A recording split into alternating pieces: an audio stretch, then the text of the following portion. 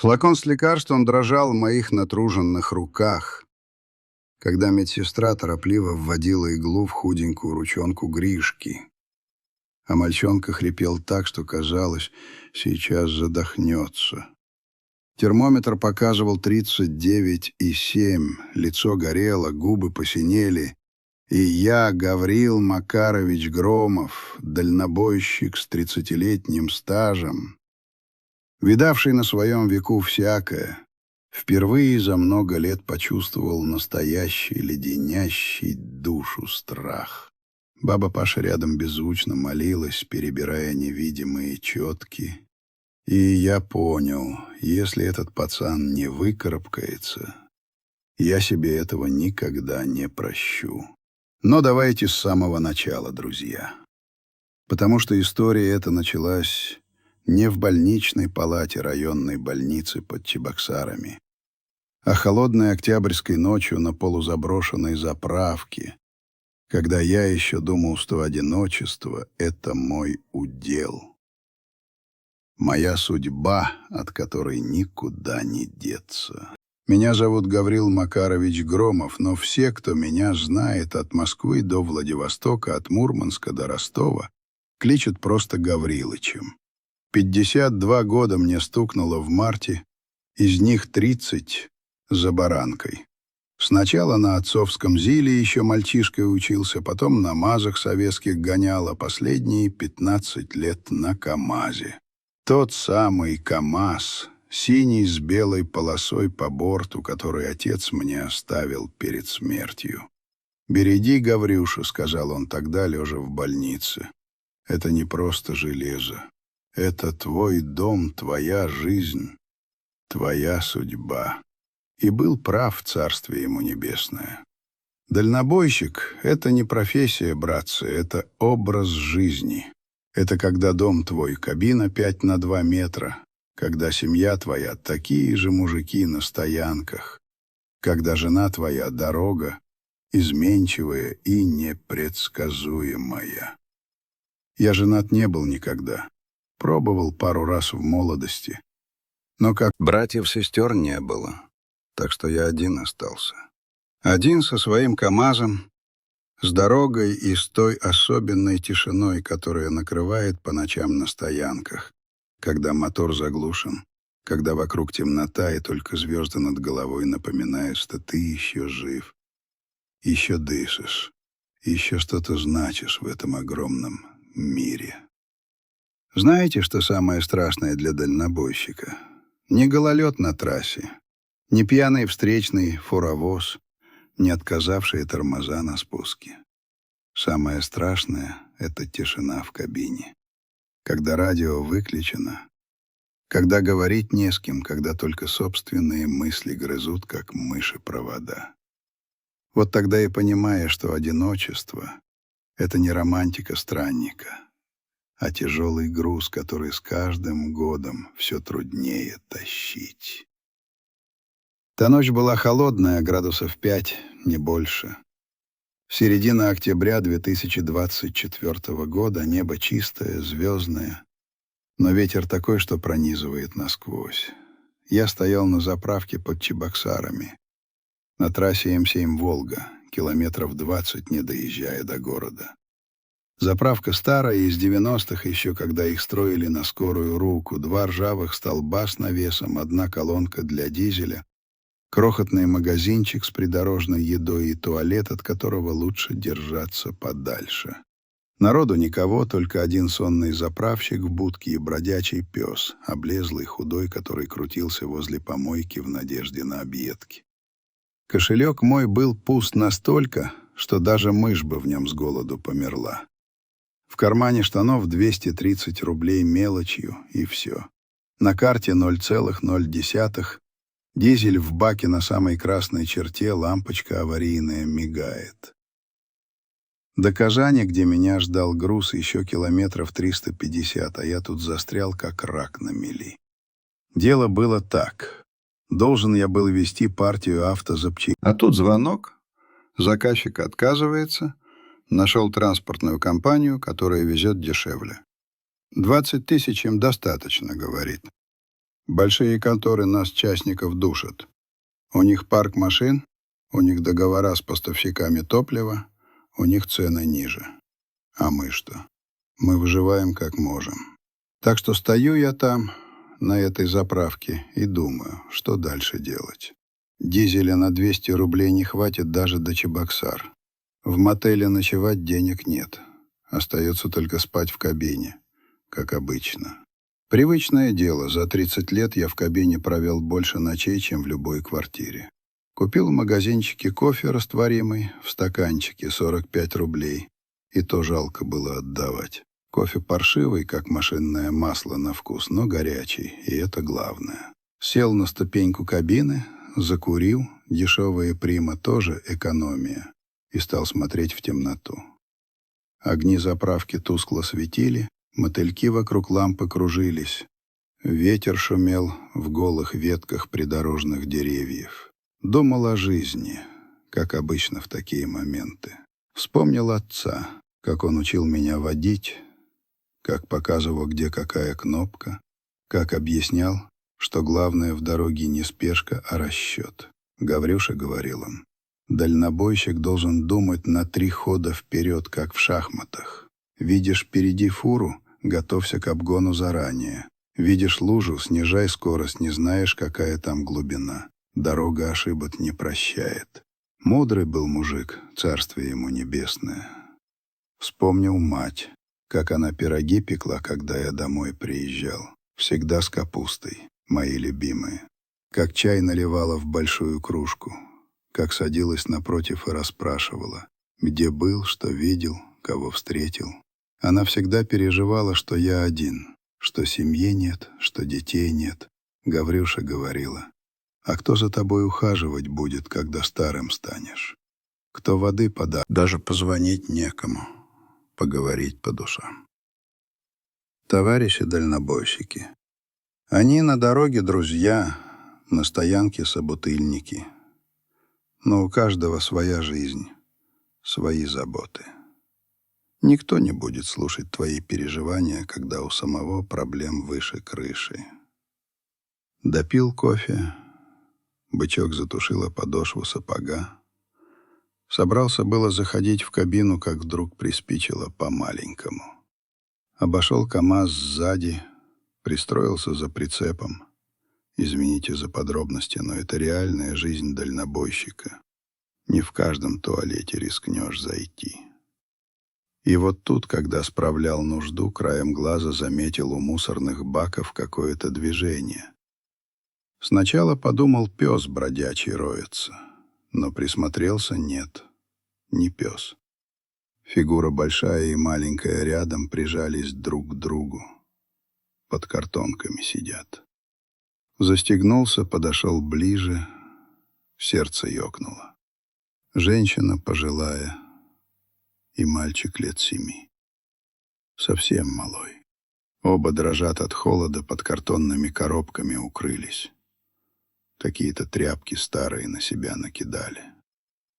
«Все в порядке?» — спросил я, не зная, что еще сказать. Женщина подняла голову, лицо худое, изможденное, морщинистое, но глаза живые, умные. Седые волосы из-под платка выдеваются, руки дрожат, то ли от холода, то ли от страха. «Простите, что потревожили», — говорит она тихо, голос осипший. «Мы только отдохнем немного и уйдем». Мальчик прижался к ней крепче, смотрит на меня большими глазами. Испуганно так. Худенькие скулы выпирают, курточка на нем рваная, из которой давно вырос. Кроссовки дырявые, штаны грязные. Стою я, смотрю на них, и что-то внутри переворачивается. Знаете это чувство, когда видишь чужое горе и понимаешь, что не можешь просто... «Мы бы воды попили, если можно», — говорит женщина, и в голосе ее столько достоинства, несмотря на все, что я понимаю. Человек хороший, воспитанный. Просто жизнь так повернулась. Ветер дунул особенно сильно, мальчик закашлял. Кашель сухой, надрывный, грудной, женщина его прикрыла собой, картонку плотнее прижала.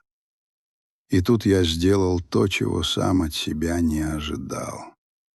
«Слушайте, — говорю, — тут холодно. У меня в кабине теплее будет. Не пятизвездочный отель, конечно, но точно лучше, чем на ветру мерзнуть». Увидел, как женщина напряглась. Понятное дело, незнакомый мужик ночью предлагает пойти в кабину грузовика. Любая нормальная женщина насторожится, а уж с ребенком тем более. «Без всяких условий», — быстро добавил я. «Вы с мальчиком в спальном отсеке устроитесь, а я на переднем сиденье. Просто чтобы не замерзли. Утром решите, что дальше делать». Мальчик потянул бабушку за рукав. «Бабушка Паша!» — пищит он тоненьким голоском. «Мне так холодно». Бабушка Паша. Прасковья, значит. Имя старинное, красивое, из тех, что сейчас редко дают. Она посмотрела на меня долгим изучающим взглядом. Я не отводил глаз. Пусть видит, что не лгу, что не хочу ничего плохого. «Как вас зовут?» — спросила она. «Гаврил Макарович. Можно просто Гаврилыч. Дальнобойщик я». «Прасковья Ивановна», — ответила она. «А это Григорий, внук мой. Гриша его зовем». «Гриша, значит», — улыбнулся я мальчику. «Хорошее имя. Идемте, а? Горячего чаю попьем, покушаете что-нибудь. У меня там лапша быстрого приготовления есть, тушенка. Не густо, но голод утолить можно». Прасковья Ивановна медленно поднялась. Спальный отсек за сиденьями, матрас старый со сбившимися простынями, одеяло смятое. «Извините за беспорядок», — сказал я, помогая Прасковье Ивановне забраться в кабину. Не ожидал гостей. Она слабо улыбнулась. «Когда под мостами ночуешь, любая крыша над головой дворец». Гриша залез следом, и глаза его округлились, когда увидел приборную панель с множеством кнопок, индикаторов, рычагов. «Ого!» — выдохнул он. «Как в космическом корабле!» Я усмехнулся. «Почти, парень. Этот КамАЗ летает по дорогам России уже 18 лет. Еще мой батя на нем ездил». Закрыл дверь, и сразу стало заметно тише. Ветер остался снаружи. Включил печку на минимум, чтобы не сжечь последние литры дизеля, но хоть немного согреться. «Располагайтесь», — сказал я, показывая на спальный отсек. «Сейчас чайку согрею». Достал термос, который еще с утра заварил. Чай крепкий, черный, правда, уже остывший. Ну, ничего. Газовая горелка у меня была, маленькая, туристическая, для таких случаев. Поставил кружку на горелку, подогрел. Прасковья Ивановна и Гриша сидели, прижавшись друг к другу, все еще дрожа от холода. Отдал я им свою куртку, старую, потрепанную, но теплую. «Накиньте на мальчика», — сказал. Она взяла куртку, укутала Гришу. Он утонул в ней. Куртка большая, на взрослого мужика, но зато тепло. Чай согрелся, налил в 2 кружки, одну женщине, вторую мальчику. Себе оставил холодный остаток из термоса. «Пейте, согревайтесь». Прасковья Ивановна взяла кружку обеими руками, поднесла к лицу, вдыхая тепло, прежде чем сделать первый глоток. Гриша обжегся, но продолжал пить маленькими. Что тут скажешь? Она права, многие проехали бы мимо, отвернулись, сделали вид, что не заметили. Так проще, меньше проблем. Но я не смог. Может, потому что вспомнил мать свою, может, потому что сам знаю, каково это — остаться в трудную минуту одному. А может, просто совесть не дала. «Голодные?» — спросил я. Гриша кивнул, но Прасковья Ивановна строго на него посмотрела. «Гриша, неприлично». «Да ладно», — сказал я. «Сейчас чего-нибудь приготовлю». Открыл бардачок, достал пакет лапши быстрого приготовления, роллтон с курицей. 40 рублей стоит, самая дешевая. Еще была банка тушенки говяжьей, булка хлеба, которую утром купил, правда, уже черствая. Вскипятил воду на горелке, залил лапшу, подождал 3 минуты. Открыл тушенку, выложил половину в миску, смешал с лапшой. Получилась такая каша, не сказать, чтобы аппетитная на вид, но сытная. Хлеб порезал. «Ешьте», — сказал, ставя миску между ними. «Одна ложка есть по очереди». Гриша уставился на еду, но опять посмотрел на бабушку. Она кивнула, и он набросился на лапшу с такой жадностью, что стало ясно. Давно нормально не ели. Прасковья Ивановна ела медленно, маленькими порциями, все больше следя, чтобы Гриша наелся. Я сидел на водительском сиденье спиной к ним, давая им хоть какую-то иллюзию приватности. «А вы?» — спросила Прасковья Ивановна. «Не будете есть?» «Я уже поел», — соврал я. На самом деле в желудке давно урчало, но оставшаяся тушенка была нужна на завтра, да и жалко было отнимать у них еду. Через 10 минут миска была пуста. Гриша вздохнул довольный, погладил живот. «Спасибо, дядя Гаврилыч», — сказал он. «Это было очень вкусно». Я повернулся и улыбнулся ему. «Не хочется вас выгонять из собственной постели». «Да все нормально, Прасковья Ивановна. Располагайтесь, не стесняйтесь». Она еще немного поколебалась, потом кивнула. Помогла Грише забраться на матрас, укрыла его одеялом и моей курткой сверху. Сама легла рядом, обняв внука. «Спокойной ночи, Гаврил Макарович», — сказала она тихо. «И еще раз спасибо. Низкий вам поклон за вашу доброту». «Спокойной ночи», — ответил я, выключил свет, оставил только маленькую лампочку над панелью. Устроился на водительском сиденье, попытался найти более-менее удобное положение. Спина затекла сразу, шея заныла, но это было неважно. Слышал, как Гриша еще немного ворочался, потом его дыхание стало ровным, заснул. Прасковья Ивановна тоже вскоре затихла. А я лежал, смотрел в темноту за лобовым стеклом и думал, кто они, откуда, что с ними случилось, что пришлось ночевать у мусорных баков, и что я, собственно, делаю. У самого денег нет, дизель на исходе, работа сорвалась, а тут еще 2 на шее повисли. Но странное дело, впервые за долгое время я не чувствовал того давящего одиночества. В кабине были живые люди, дышали, спали, согревались, и от этого на душе стало как-то легче. Закрыл глаза и провалился в сон под тихое звучание ветра за окном и сопение Гриши в спальном отсеке. К 3 часам дня мы проехали уже больше половины пути. КамАЗ шел уверенно, мотор работал ровно, груз был надежно закреплен.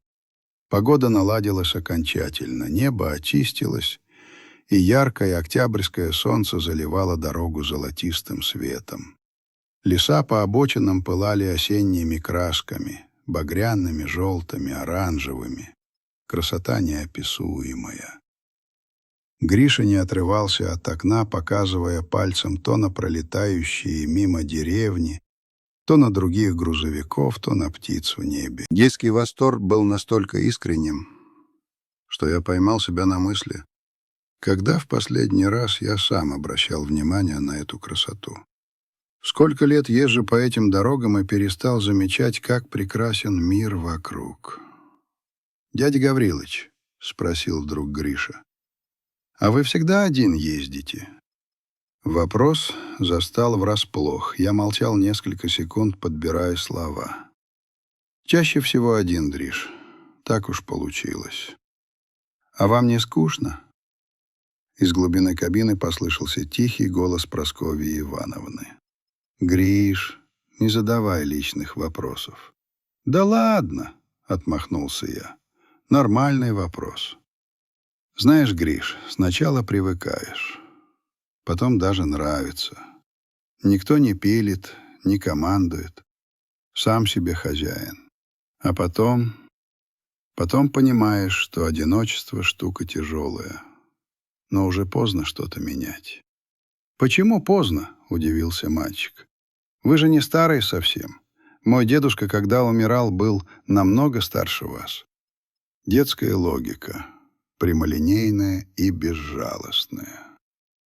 «Наверное, ты прав, парень», — улыбнулся я. «Может, еще не все потеряно». Прасковья Ивановна что-то тихо сказала внуку, и тот замолчал, вернувшись к разглядыванию пейзажей. Но вопрос его засел в голове. Действительно, почему я решил, что поздно? 52 — это не приговор. Мужики в моем возрасте семьи создают, детей заводят. А я загнал себя в угол, убедил, что дорога — моя единственная судьба. Проехали Чебоксары, взяли курс на Казань. Дорога пошла чуть хуже. Ремонт затянулся на нескольких участках, приходилось снижать скорость, объезжать ямы. Но КамАЗ справлялся. Старый конь знает каждую кочку. К 4 часам желудок заныл от голода. Я не завтракал толком. Последний раз нормально ел вчера в обед. Прасковья Ивановна, видимо, заметила, как я поглядываю на придорожные кафе. «Вы и так на наш денег потратили. Я лучше сама приготовлю. Быстро, вкусно будет, обещаю». Впереди показалась знакомая стоянка для дальнобойщиков «Отдых-75». Останавливался там не раз. Место хорошее, парковка большая, туалеты чистые, есть душевые и, главное, кухня общего пользования, где водители могут сами готовить. За символическую плату дают доступ к плитам, микроволновке, посуде. «Вон там остановимся», — сказал я, указывая на поворот. «Есть кухня, сможете приготовить». Свернул с трассы, заехал на стоянку. Народу было прилично, с десяток грузовиков разного калибра. Фуры, маны, пара скань, несколько КамАЗов. Водители сидели кучками, курили, играли в карты, обменивались новостями с дороги. Припарковался в дальнем углу, заглушил мотор. Тишина после многочасового гула двигателя показалась оглушительной. Все, приехали. Отдохнем, поедим, дальше двинемся. Вылез из кабины, размялся. Спина затекла, ноги налились свинцом. Прасковья Ивановна и Гриша вышли следом. Мальчик сразу побежал изучать территорию, но бабушка окликнула его. «Гриша, держись рядом». Я показал им дорогу к кухне. Зашли внутрь. Помещение небольшое, но чистое. 4 электроплиты, пара столов, стулья, раковина, холодильник. За одним столом сидели 2 водителей, ели борщ и разговаривали о ценах на дизель. Прасковья Ивановна осмотрелась, кивнула с одобрением. Хорошее место. Сейчас быстро что-нибудь сварганю. Я принес из кабины продукты, что купил на заправке. Она оценивающе посмотрела на консервы, колбасу, хлеб, картошку, лук, морковку. «Сделаю жаркое с тушенкой», — решила она. «Быстро и сытно. Гриша, помогай бабушке, картошку почисти». Мальчик послушно взялся за нож. Я хотел помочь, но Гриша помогал, старательно чистил картошку, хоть и медленно. 2 водителей за соседним столом допили чай, собрались уходить.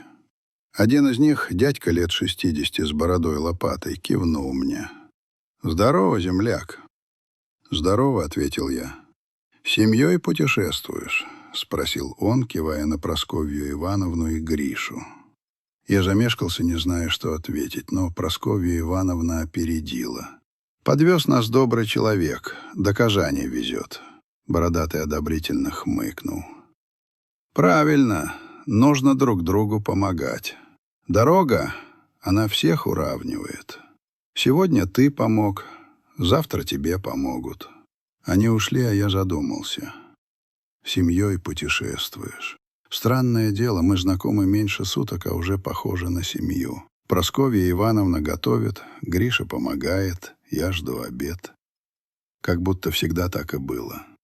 Минут через 20 еда была готова. Прасковья Ивановна разложила жаркое по мискам, картошка с луком, морковкой и тушенкой пахнет так, что слюнки текут. Хлеб порезала, чай заварила. «Садитесь, Гаврил Макарович, угощайтесь». Сели втроем за стол. Я взял вилку, попробовал. Боже мой, это было вкусно. Не просто съедобно, а именно вкусно. С душой приготовлено, с заботой. «Прасковья Ивановна», — сказал я с полным ртом, — «вы волшебница. Давно такого вкусного не ел».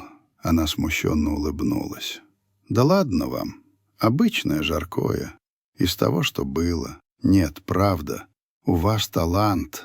Гриша тоже уплетал за обе щеки довольный. Мы ели молча, наслаждаясь едой и моментом. В кухню зашли еще двое водителей, но они устроились у дальней плиты, занялись своими делами. Когда доели, Прасковья Ивановна собрала посуду, помыла, аккуратно сложила. Я попытался ей помочь, но она не позволила. «Сидите, отдыхайте. Это моя...» «Не только за то, что везете. За то, что возвращаете нам надежду. Мы уже почти отчаялись, а тут вы появились». «Да ладно», — смутился я. «Я же не специально. Так получилось». «Не бывает случайностей», — покачала она головой. «Все неспроста. Вы нам встретились, потому что так должно было быть. Мистика какая-то. Но, если честно, я и сам начинал в это верить. Слишком уж много совпадений». Мой телефон зазвонил. Незнакомый номер, казанский. «Алло», — ответил я. «Гаврил Макарович?» Это снова Ирина Константиновна из «Волга-Транс». «Как продвигается рейс?»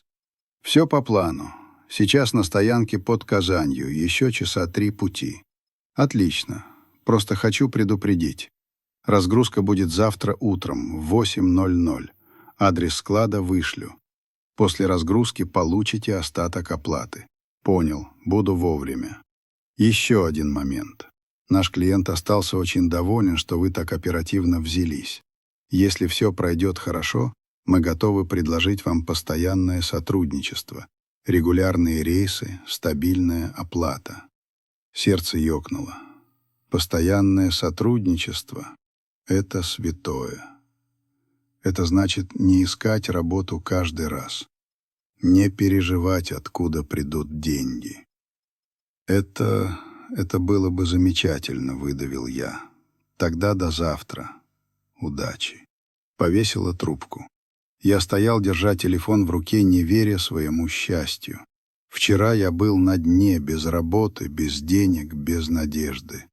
А сегодня заказ, деньги, перспективы на будущее.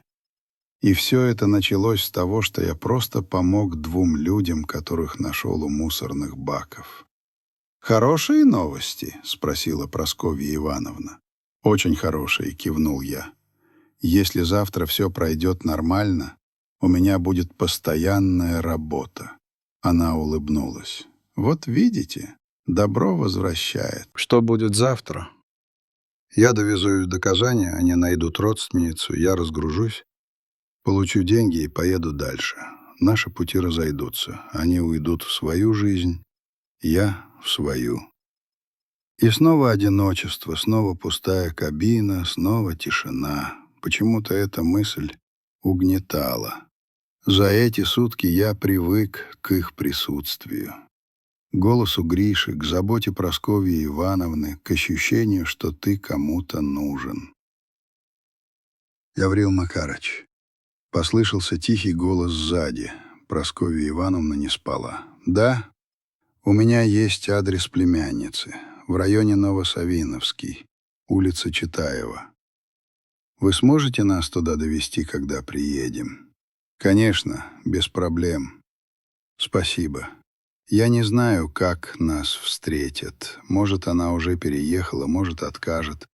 Но попытаться нужно. «А если откажет?» — спросил я, хотя и боялся ответа. Она помолчала. «Тогда не знаю. Пойдем в соцзащиту, попросим помощи, что-нибудь придумаем. Главное — Гриша. Он должен в школу ходить, нормально питаться, спать в тепле. Для себя я уже ничего не прошу, только бы внуку было хорошо». Голос ее дрогнул. Я молчал, сжимая руль. Внутри все клокотало. Не мог я просто бросить их у какого-то дома и уехать. Но и что я мог сделать? Я сам еле концы с концами свожу. Мы въехали в Казань в 7:30 вечера. Город встретил огнями, суетой, пробками. Я медленно пробирался по улицам, следуя навигатору. Гриша проснулся, уставился в окно, разглядывая незнакомый город. «Баба Паша, смотри, какой большой город!» — восклицал он. «Смотри, мечеть какая красивая!» Прасковья Ивановна смотрела с тревогой. Видел я эту тревогу. Приближался момент истины. Нашел улицу Читаева, потом нужный дом. 9-этажка, типовая, серая, с облупившейся краской. Они пошли к подъезду. Гриша обернулся, помахал мне рукой. Я помахал в ответ. И они скрылись в дверях. Я остался один возле КамАЗа. Закурил, прислонился к кабине. Ждал. Прошло 10 минут. 15. 20. 25. Я начал нервничать. Наконец дверь подъезда открылась. Вышла Прасковья Ивановна, ведя Гришу за руку. Выражение лица ее говорило «все». Подошли ко мне. Прасковья Ивановна вытирала слезы, пытаясь сдержаться. «Не получилось?» — тихо спросил я. Она покачала головой. «Племянницы там нет». Соседи сказали, уехала 3 года назад. Куда? Не знают. В квартире чужие люди живут. Гриша стоял, опустив голову. Плечи его подрагивали, пытался не плакать. Я чертыхнулся про себя. Что теперь? Ночь на дворе. Город чужой. Идти им некуда. «Ладно», — сказал я решительно. «Поехали. Найдем гостиницу какую-нибудь, переночуете. Завтра утром решим, что делать». «У нас нет денег на гостиницу», — прошептала Прасковья Ивановна. «У меня есть. Поехали, не спорьте». Они залезли обратно в кабину. Я поехал, разыскивая недорогую гостиницу. Нашел через полчаса. Постоялый двор. На окраине 2 звезды, но чистенько. Номер на 2 стоил 1800 рублей. «Оставайтесь здесь», — сказал я. «Утром позавтракаете, отдохнете. Я утром после разгрузки заеду, заберу вас. Вместе подумаем, что дальше делать». Прасковья Ивановна смотрела на меня с такой благодарностью, что стало не по себе. «Мы вам никогда это не забудем, Гаврил Макарович». Гриша бегал, фотографировался на телефон, который я ему купил. Самый простой, но с камерой. Мальчишка щелкал все подряд. Здания, машины, голубей, нас с Прасковьей Ивановной. «Дядя Гаврилыч, станьте вот тут, у стены», — командовал он, и я послушно позировал, чувствуя себя дураком, но одновременно счастливым.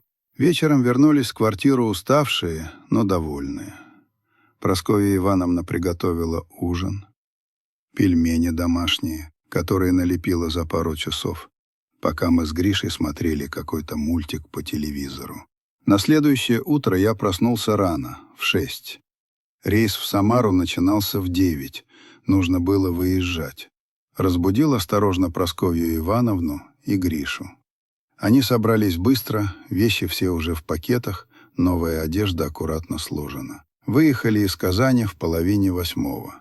Утро было холодное, ноябрьское. Первые заморозки побелили траву на обочинах. Небо серое, низкое. Обещало снег. Гриша сидел на пассажирском сиденье, кутался в новую куртку, но глаза горели от возбуждения. «Мы правда теперь будем всегда вместе ездить?» — спрашивал он в 10-й раз. «Правда», — отвечал я, улыбаясь. «А я вам не мешаю?» «Нисколько. Наоборот, помогаешь. Навигатором будешь. Смотри в карту, подсказывай, где повороты». Он серьезно кивнул, развернул карту, которую я распечатал, и уткнулся в нее, старательно разбираясь. Прасковья Ивановна сидела сзади, что-то вязала. Откуда взялись спицы и нитки, я не спрашивал. Женщины всегда найдут, чем заняться. Дорога шла хорошо. Трасса М7 до Ульяновска, потом на юг к Самаре. Километров 450, часов 6-7 пути с учетом остановок. Груз легкий. Текстиль, постельное белье забрали на складе еще вчера вечером. Ехали, разговаривали. Гриша рассказывал, Прасковья Ивановна рассказывала истории из своей молодости. Как работала на ткацкой фабрике, как познакомилась с мужем, как родилась Надежда. Голос ее был спокойным, умиротворенным. Прошлое больше не причиняло острой боли. Просто было частью жизни. Я тоже рассказывал про дороги, про разные города, про смешные и страшные случаи в рейсах, про то, как однажды застрял в снежном заносе под Магаданом и 3 суток откапывался, про то, как в Чечне в 90-е перевозил гуманитарную помощь и чуть не подорвался на мине, про то, как в Сибири видел северное сияние. Красота такая, что дух захватывала. Гриша слушал, раскрыв рот. Для него это были приключения, сказки. Для меня просто жизнь. К обеду добрались до Ульяновска. Остановились на большой стоянке. Волжский привал. Народу было много. Человек 20 дальнобойщиков. Кто-то ел в столовой, кто-то готовил сам, кто-то просто курил и болтал. Прасковья Ивановна попросилась на кухню, хотела приготовить обед. Я не возражал. Мы с Гришей пошли гулять по территории стоянки, пока она готовила. «Дядя Гаврилыч», — спросил вдруг Гриша, «а можно я тоже дальнобойщиком стану, когда вырасту?» Я посмотрел на него. Худенький мальчишка в большой куртке, с горящими глазами. Можно, конечно, но это тяжелая работа, Гриш. Дома редко бываешь, семью редко видишь. Холодно зимой, жарко летом. Спина болит, глаза устают. Но зато вы видите столько интересного. Вы везде побывали. Это правда. Но знаешь, что я думаю? Ты станешь художником. Будешь рисовать картины, выставки делать. Только один мужик лет 40 с татуировками на руках подошел. «Слышь, земляк, это твоя семья?» «Типа того», — ответил я уклончиво. Он кивнул. «Повезло тебе. Один в дороге тоска, а с семьей совсем другое дело». Ушел, не дожидаясь ответа, а я подумал, он прав, с семьей действительно другое дело. Вышли из кухни, и тут я заметил, что Гриша какой-то вялый, шел медленно, держался за бок. «Гриш, ты как?» — спросил я, присев перед ним. «Нормально, дядя Гаврилыч, просто живот немножко болит».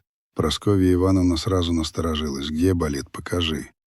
Он показал на правый бок, чуть выше пояса. «Может, переел?» — предположил я. «Может быть», — согласилась она, но тревога в глазах не исчезла.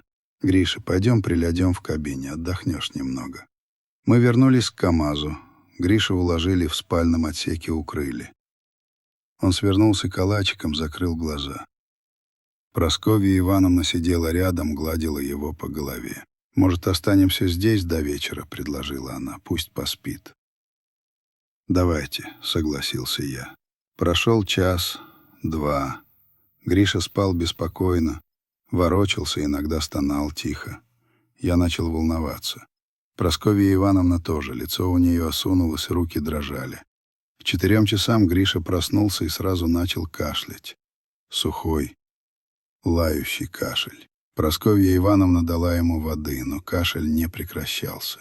Потом Гриша пожаловался, что ему холодно. Я потрогал его лоб, горячий, очень горячий. «У него температура», — сказал я.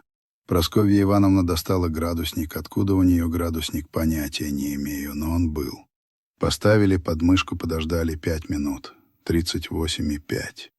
«Может, простыл вчера на прогулке», — предположил я. Гуляли долго, он вспотел, потом остыл. «Наверное», — кивнула она, но голос дрожал. «Здесь, на стоянке, медпункта нет. Ближайшая больница в Ульяновске, километров 30 обратно». «Поехали», — сразу согласилась Прасковья Ивановна. Я завел КамАЗ, вырулил на трассу, развернулся обратно в сторону Ульяновска. Ехал быстро, насколько мог, с груженным прицепом. Гриша лежал сзади, Прасковья Ивановна держала его за руку, шептала что-то успокаивающее. «Все будет хорошо, миленький. Сейчас приедем, врачи тебя посмотрят, лекарства дадут. Все будет хорошо». Но я видел в зеркало ее лицо, белое, застывшее от страха. И свое видел, такое же. Доехали до Ульяновска за 25 минут. Гнал, как угорелый. Нашел по навигатору районную больницу, въехал на территорию, припарковался у приемного покоя. Выскочил из кабины, распахнул дверь спального отсека. Гриша лежал неподвижно, дышал часто и тяжело. Прасковья Ивановна держала его за руку, на глазах слезы. «Гриша, сынок, мы приехали. Сейчас тебе помогут». Я осторожно взял мальчика на руки. Легкий, как пушинка, горячий, как печка. Понес в приемный покой. Прасковья Ивановна бежала рядом. В приемном покое дежурила медсестра. Женщина лет 50, полная, с усталым лицом. Увидела нас, сразу насторожилась. Что случилось? У мальчика температура, кашель, жалуется на боль в боку. Быстро проговорил я. Она подозвала врача. Молодой парень в белом халате. Тот быстро осмотрел Гришу, послушал легкие, пощупал живот, посветил в горло. «Температура какая?» — спросил врач. 38,8 была полчаса назад. Медсестра поставила градусник под мышку Гриши. Ждали минуту, которая тянулась в вечность. Врач вытащил градусник, посмотрел. 39,3. Хрипы в легких есть. Подозрение. Мы с Прасковьей Ивановной шли следом. Палата детская, на 4 пустовали 3 койки. Медсестра помогла переложить Гришу на кровать, укрыла одеялом. Врач выписал назначение. Медсестра принесла капельницу, антибиотики. Стала ставить катетер в вену, Гриша поморщился, но не заплакал. Храбрый пацан. «Вы родители?» — спросила медсестра. «Я бабушка», — ответила Прасковья Ивановна. «А это наш друг». Медсестра кивнула, не вдаваясь в подробности. «Один из вас может остаться. Больница государственная, бесплатная. Но питание и лекарства дополнительные за свой счет». «Я останусь», — сказала Прасковья Ивановна. «Гаврил Макарович, вы идите, у вас работа». «Никуда я не иду», — отрезал я. «Работа подождет». Позвонил диспетчеру Ирине Константиновне. Объяснил ситуацию, мол, задержка из-за болезни ребенка. Прошу отсрочку на день-два. Она, к чести ее, вошла в положение. «Понимаю, Гаврил Макарович. Сколько вам нужно времени?» «Пару дней. Максимум 3. Как только врачи скажут, что все в порядке, сразу выезжаю». «Хорошо. Держите меня в курсе». Повесила трубку. Я облегченно выдохнул. Хоть одной проблемой меньше. Вернулся в палату. Гриша лежал под капельницей, глаза полузакрыты. Прасковья Ивановна сидела рядом, держала его за руку. Я подсел с другой стороны. «Дядя Гаврилыч», — прошептал Гриша, — «простите, что из-за меня вы работу задерживаете». «Гриш, не говори глупости», — сказал я, комок к горлу подкатил. «Работа никуда не денется. Ты выздоравливай, это главное. Я постараюсь». Он закрыл глаза, задремал. Медсестра проверила капельницу, ушла. Мы остались вдвоем с Прасковьей Ивановной. «Вы так в него поверили за 2 дня, как будто он вам родной». Я посмотрел на спящего Гришу, худенькое личико, длинные ресницы, рот приоткрыт, и понял, что она права. Он стал мне родным. И она тоже. «Прасковья Ивановна», — сказал я тихо, — «я всю жизнь прожил один. Думал, что так и надо, что такая моя судьба. А оказалось, что я просто боялся. Боялся привязаться, боялся потерять, боялся ответственности. А потом встретил вас и Гришу и понял, что жил неправильно, что семья — это не обуза, а счастье. Пусть мы не родня по крови, но мы стали роднёй по жизни. И если с Гришей что-то случится, я тоже не переживу». Прасковья Ивановна посмотрела на меня, и в глазах ее было столько тепла, столько благодарности, что я отвел взгляд. Неловко стало. «Спасибо вам, Гаврил Макарович, за все, за то, что вы есть». Мы сидели молча, держа за руки спящего мальчика, и каждый молился по-своему. Она, наверное, Богу, а я не знаю кому. Судьбе, может, или просто в пустоту. Лишь бы услышали. Ночь прошла тяжело. Температура у Гриши не спадала, держалась под 40. Он метался, бредил, звал маму. Прасковья Ивановна не отходила от него ни на минуту. Меняла компрессы на лбу, поила водой, шептала молитвы. Я сидел на стуле возле окна и чувствовал себя абсолютно бесполезным. Хотел помочь, но не знал, как. Врач приходил 3 раза за ночь, проверял, корректировал дозировки. «Держитесь», — говорил он. «Кризис должен пройти к утру». К утру он не про... И вот тогда, в той больничной палате, под скрип капельницы и хрипы Гриши, я дал себе слово. Если он выживет, я сделаю все, чтобы у них с Прасковьей Ивановной была нормальная жизнь. Дом, тепло, стабильность. Все, чего они заслуживают. К полудню температура начала падать. Медленно, по полградуса в час. К вечеру опустилась до 38. Дыхание выровнялось. Гриша открыл глаза, посмотрел на нас. «Баба Паша», — прошептал он, — «дядя Гаврилыч, вы здесь». «Мы здесь, милый», — всхлипнула Прасковья Ивановна. «Всегда будем рядом». Врач пришел, осмотрел, удовлетворенно кивнул. Кризис миновал. Антибиотики подействовали. Еще 2 дня полежит, и можно будет выписывать. Я едва не зарыдал от облегчения. Вышел в коридор, прислонился к стене, закурил, не обращая внимания на табличку «Курение запрещено». Руки дрожали так, что еле прикурил. Прасковья Ивановна вышла следом.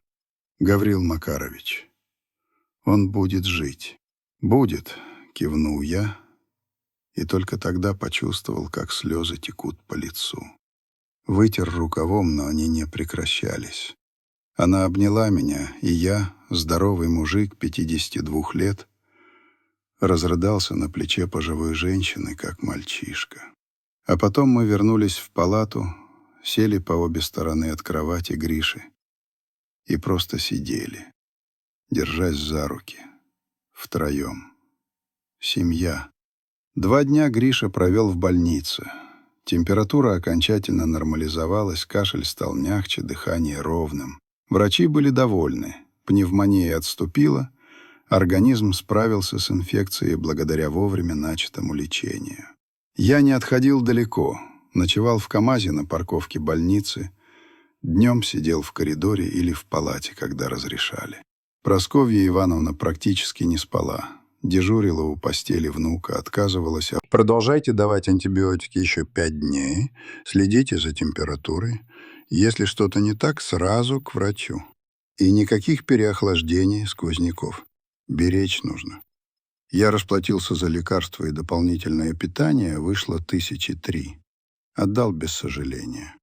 Гриша оделся в свою новую куртку, которую мы привезли из КамАЗа, и мы втроем вышли из больницы. На улице был солнечный ноябрьский день. Морозный, но яркий. Гриша зажмурился от солнца, улыбнулся. Как хорошо на воле. Мы рассмеялись. Прасковья Ивановна впервые за 3 дня, я тоже. Сели в КамАЗ. Я завел мотор, и родной звук заставил меня почувствовать, что жизнь возвращается в привычное русло. «Куда теперь?» — спросила Прасковья Ивановна. «Хороший вопрос».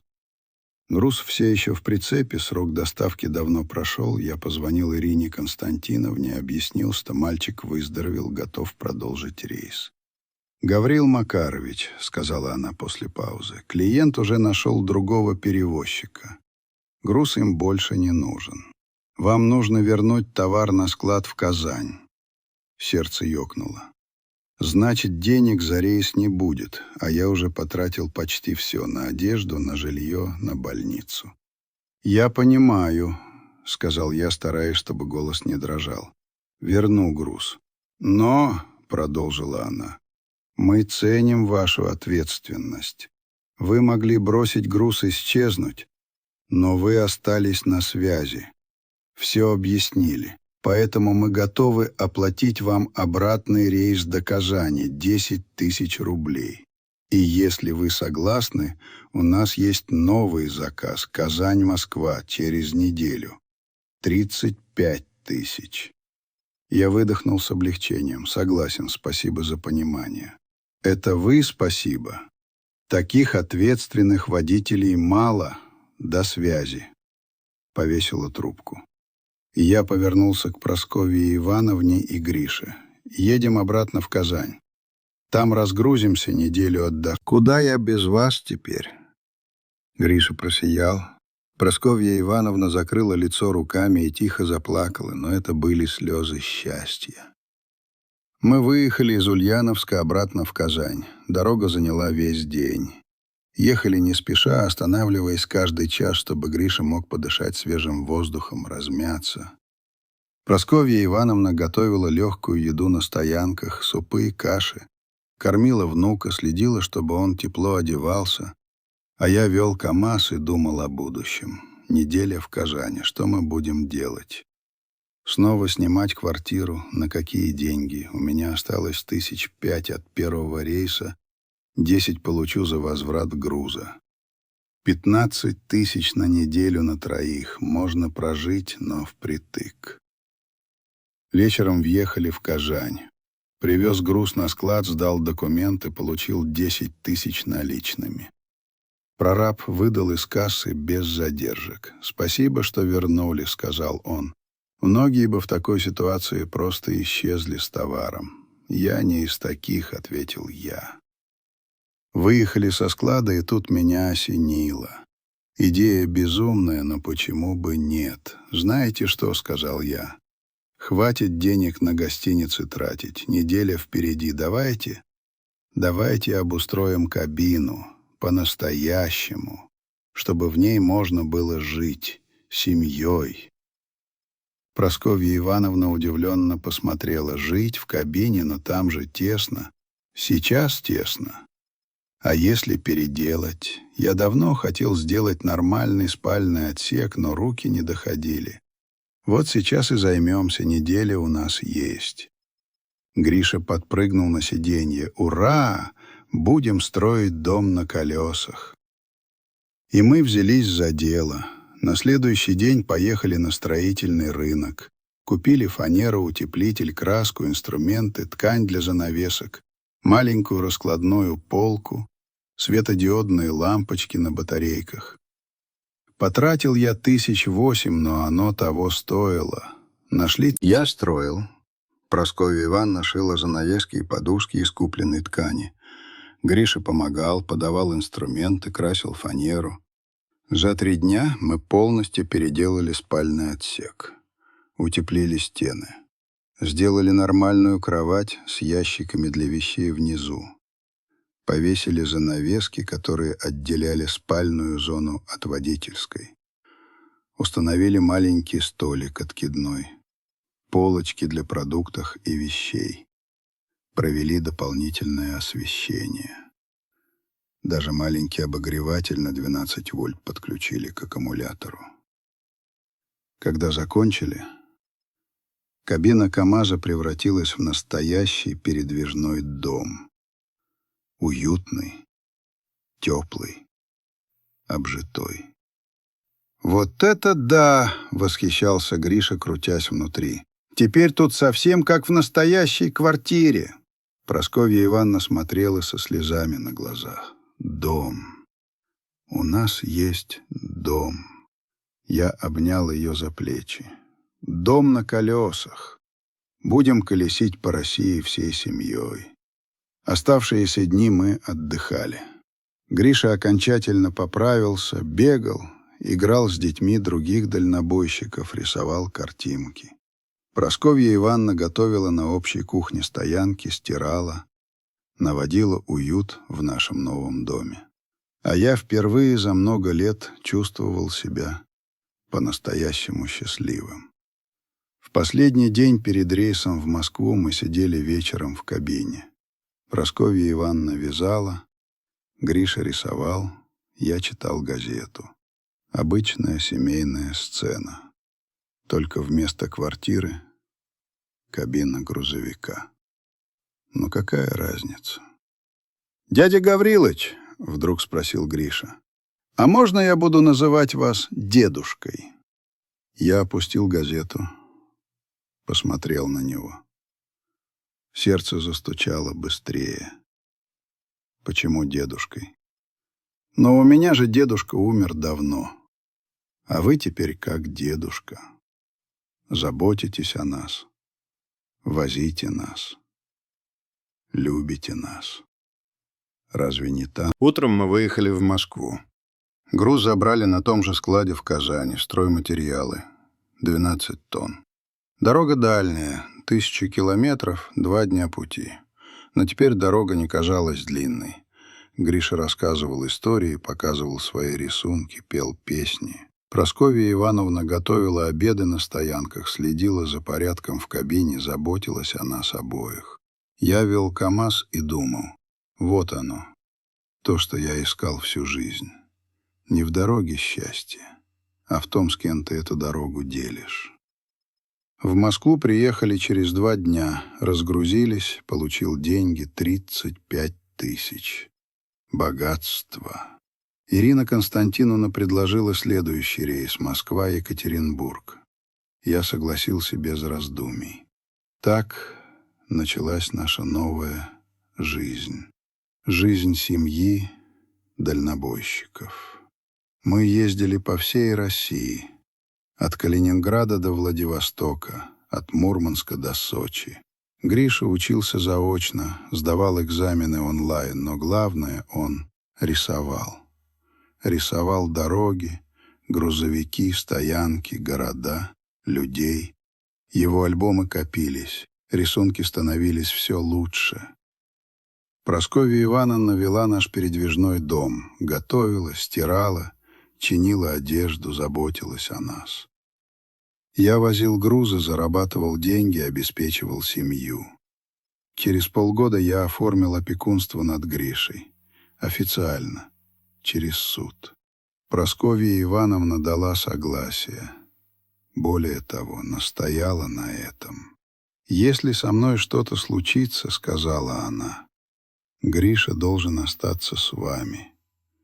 Вы для него теперь больше, чем родной». Я оформил. Гриша стал официально моим внуком, а Прасковья Ивановна — семьей. Прошел год, потом второй. Гриша вырос, окреп, превратился в крепкого мальчишку. Рисовал все так же, мечтал поступить в художественное училище. Прасковья Ивановна посидела еще больше, когда нашел у мусорных баков двух замерзающих людей, когда решил помочь, сам не зная зачем, и понимал, это была не случайность, это была судьба.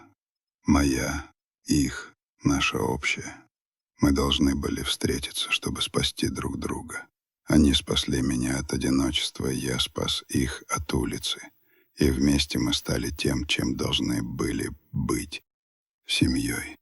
Рисунок Гриши все так же висел на приборной панели. Первый рисунок моего КамАЗа, сделанный на грязной картонке. Я не снимал его.